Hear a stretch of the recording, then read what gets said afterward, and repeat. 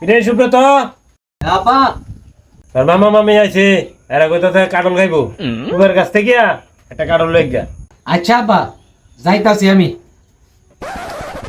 আব্বা যে ফাড়াইলো কাডল ফাড়তাম, এত বড় গাছ এত উঁচা, আমি তো গাছ হয়ে উঠতারি না, কেমনে ফারো? চাল আর ভূতের বুদ্ধি একটা পাইছি, খারো কাডল কেমনে ফাড়ন লাগে ফাড়তাছি, খারো। যাক, ডালটা কাটার পরে কাডলটা অনেক নিচে আইছে, আমি বলে ব্যাগ কল দেখ কাডল কেমনে কাটন লাগে। আচ্ছা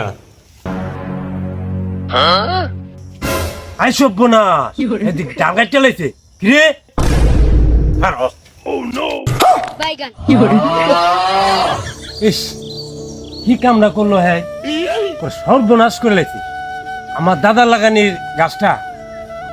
এটার কাড়ল একবার খাইলে আর কোনো গাছের কাড়ল খাওয়ান লাগে না, এমন মিষ্টি কাড়ল।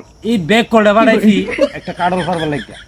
হ্যাঁ লাখ না ভাইয়া আমার কাড়ল গাছের ডালাটা কাইটা লাইছে।